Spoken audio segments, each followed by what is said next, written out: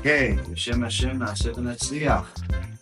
Our little shield to light together. You guys having a nice day so far? Yeah. Having fun? Yeah. We're learning? Yeah. Okay, so we're going to do our little shield about parashah. What the parashah is it? And also the pie. Good. So, Hashem starts off the parasha by telling us, "Im b'chukotayim lehu v'chukotayim tishmor v'asitem otam." So again, we're repeating that if we follow the commandments, we follow the Torah, then Hashem says, "He'll start giving us blessings. Start giving us blessings, all types of blessings. He's going to give us food. He's going to give us the money that we need to buy the food. He's going to give us a house. He's going to give us toys, all types of wonderful things." But you guys know that sometimes there are people that are Shaim that they want to hurt Am Yisrael. You know that there are Shaim that want to hurt Am Yisrael, the enemies. So Hashem says, if you follow my Torah, then if your enemies ever dare to attack you, you will be able to defeat them. Yeah, but Hashem, we are few. There's not that many Jewish people in the world, and there are many goyim. Like there's only a few Jews, and there's like goyim like there is sand in the world. There's so many of them. How are we going to defeat them? There's so many of them. So Hashem says, look at what he says over here. If you follow my Torah, you will pursue your enemies, and they will fall before you by the sword. You'll beat them in the battle. Even if you're few.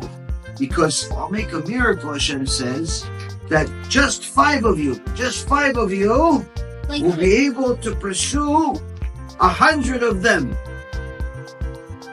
And even 100 of you will be able to pursue 10,000 of them. Just like the picture that you all have. So here Hashem is telling us something wonderful. Hashem is telling us there is a blessing where Hashem will give Am Yisrael superpowers. All types of superpowers that will be able to defeat our enemy, even if there's only a few of us. Now, did this ever happen before? Yeah. Let's see. Do you think that this ever happened before? Yeah. Okay, well, then give me, when do you think it happened? What's it? During Moshe Rabbeinu. Time of Moshe Rabbeinu. Okay, but I mean, at the time of Moshe Rabbeinu, there was many Jews. There was many Jewish people. Moshe Rabbeinu had 600,000 soldiers. Even though there were many Goyim, also much more than that. But there's a couple of other examples where this happened. There were even less Jews. They were fighting against the Goyim. Maccabees. Zakuba. 5 of them. So here, one of the examples is in the story of Chanukah, where the Greeks, Yimach Shimon v'Zichram, they wanted to destroy our Torah. So you know what they did? They tried to convince Am Yisrael to be idol worshippers.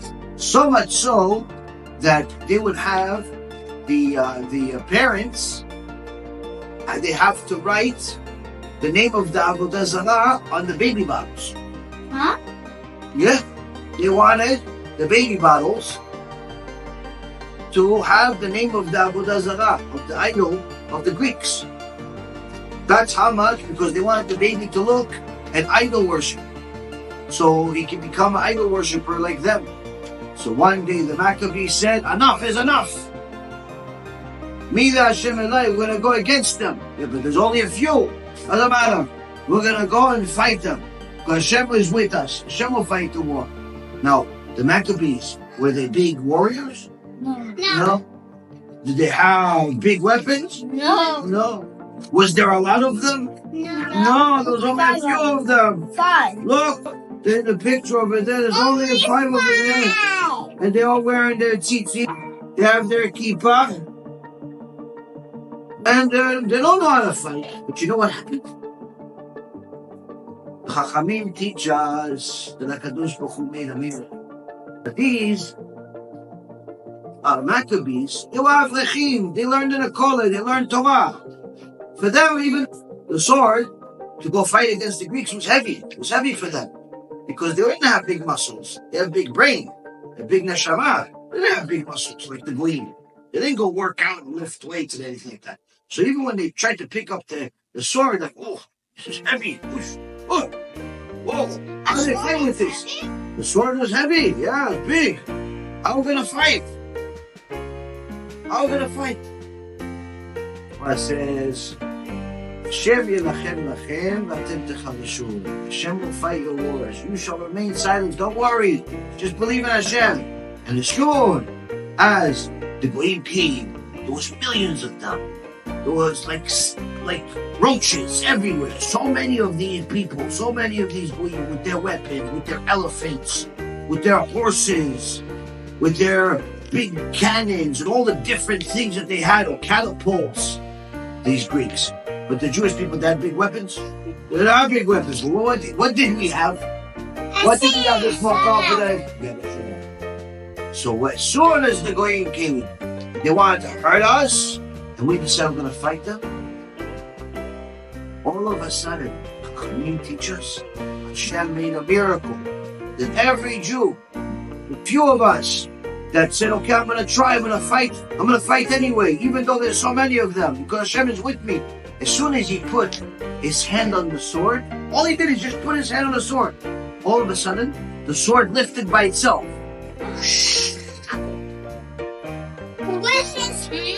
The sword lifted by itself, and all of a sudden, the sword started fighting by itself. The sword went after all of the enemies, and he was flying in the air. He was flying. The Goyim didn't even know what to do. They're getting hit from everywhere. They don't even know what's going on. And these few Maccabees were able to defeat thousands and thousands of these Greeks. Hashem made just 5 of us, just like you have in the picture. And the picture's only 5. And look how many Goyim there are. Look how many enemies there are. So many. They're all running away. After they saw how Hashem made a miracle for us, they ran away from us. They were scared of us, even though there's so many of them. Now, this was one of the times that this happened. But do you know that there was another time this happened? It was at the time of Yaakov Avinu. At the time of Yaakov Avinu, Yaakov Avinu had, how many sons did Yaakov Avinu have? 12. Who knows the names of the 12?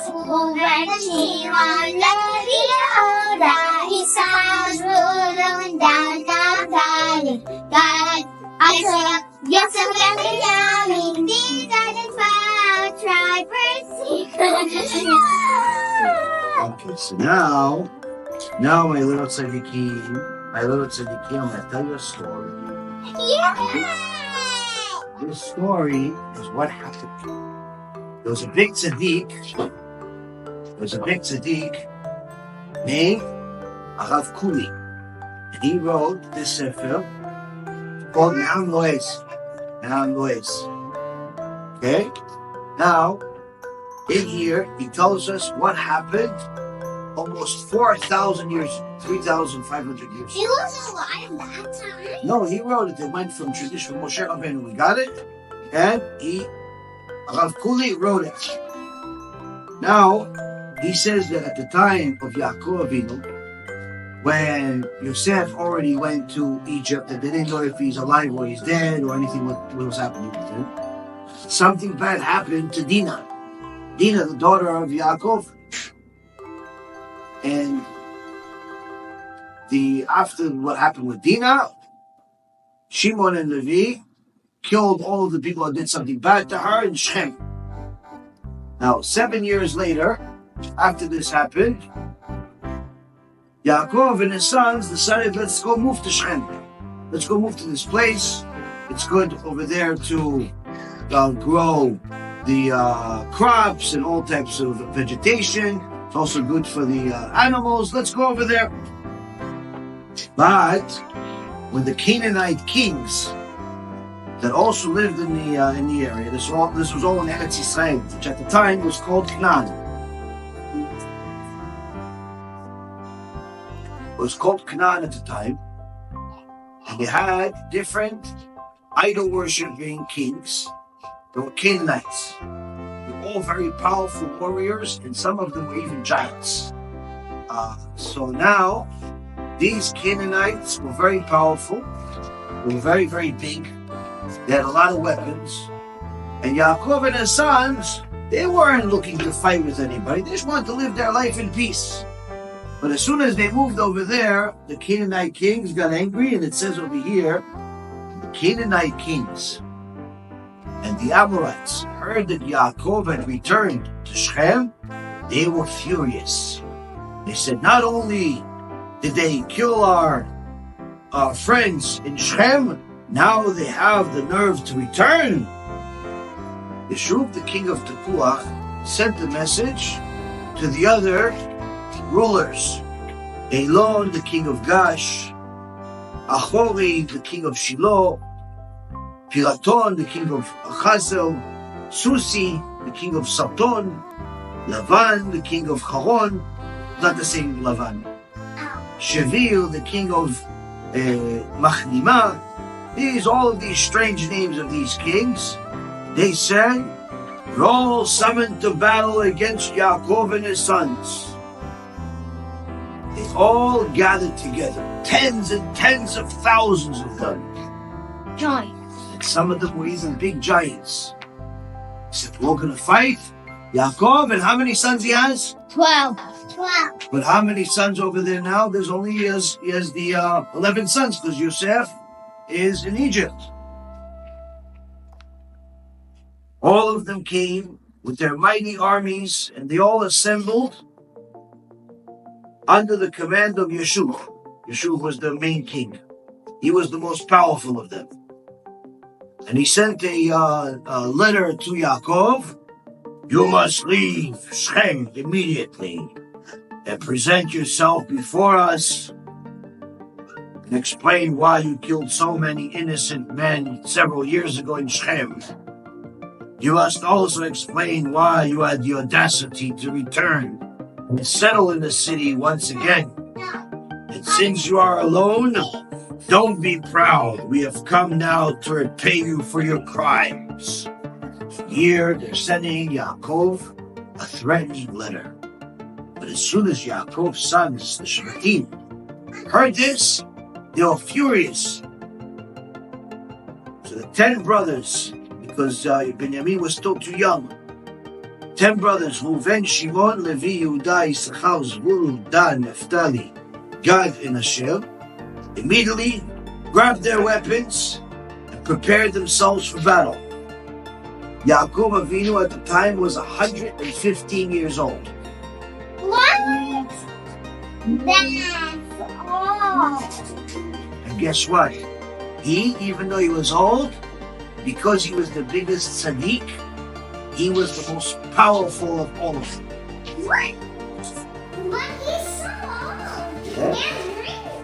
Yes, you're right. And even though he's old, Hashem made him powerful, because the power, the strength comes from Hashem. And Hashem can make an old person powerful, and Hashem can make a young person weak. Hashem can do anything. What gave him the power? Because he was a tzaddik. So now it said, okay, we now all have to pray to Hashem. And Yaakov Avinu prayed to Hashem along with the Shvatim. As soon as Yaakov finished his prayer, all of a sudden, a loud noise was heard. Because all of the kings, the Canaanites, came and started attacking.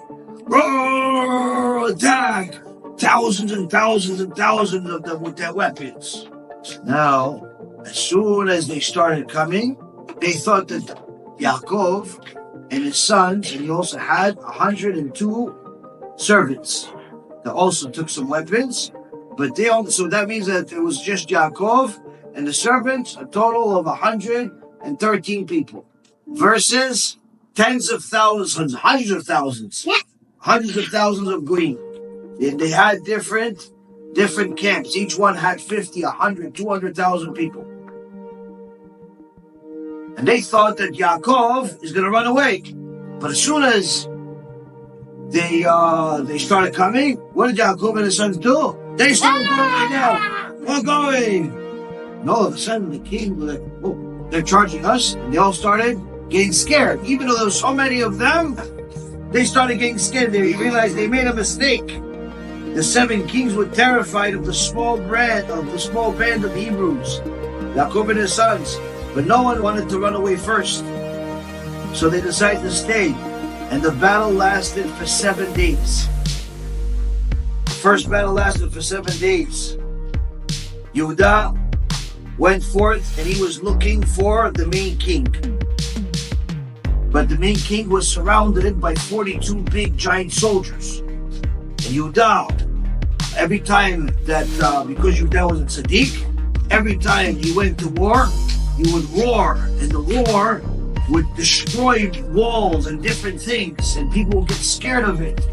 And he would have this such power that if he hit the sword, he would break the people's shields and all types of big things. Now Yehuda came forth fearlessly,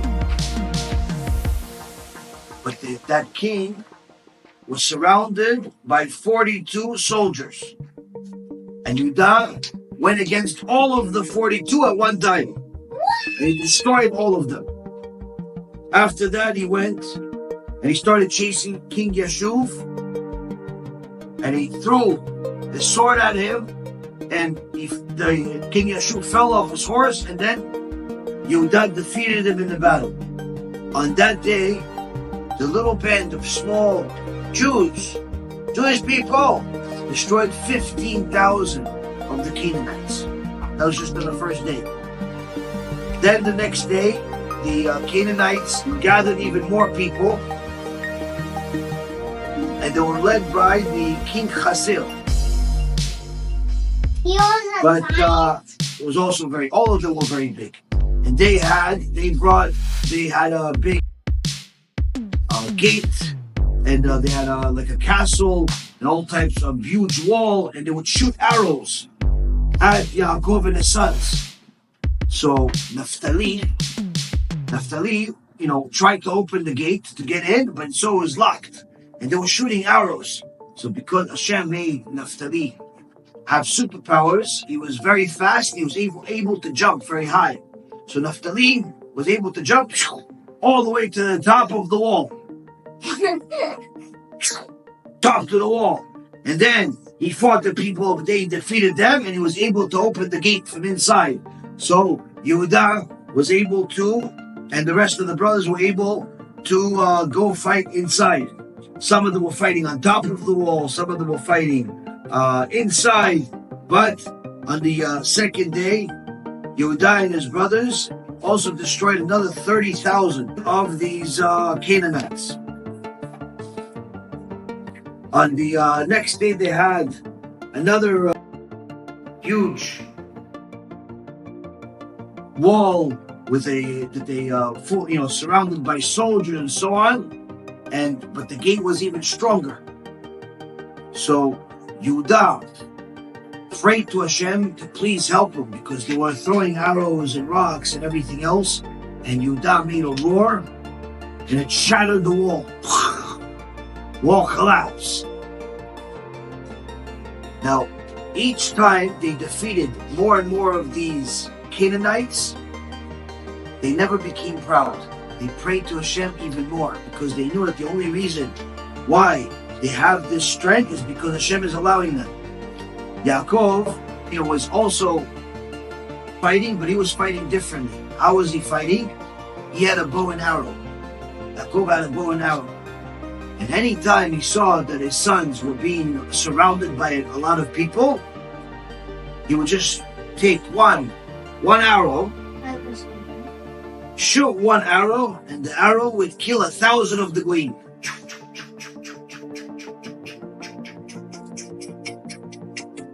One arrow, go to 1,000, because Yaakov was a big tzaddik and he had the full blessing. Now, there was one big battle where there were 3 giants. three big giants that came and attacked Yehuda and his brothers. And the brothers all ganged up together and defeated them, one after the other. Now, when the three giants came ready for battle, one of the giants saw that Zvulun was the youngest and the smallest of the brothers, and he hit him and he threw him on the ground with all of his strength. When Yaakov saw this, he came and he defended. He started fighting the giant. He started fighting the giant by himself, and he hit the giant so hard with a sword, he cut the giant in half.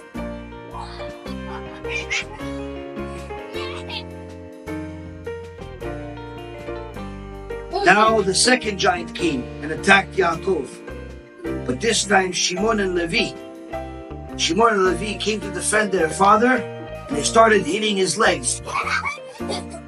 His legs were so big, and he fell down and they killed him too.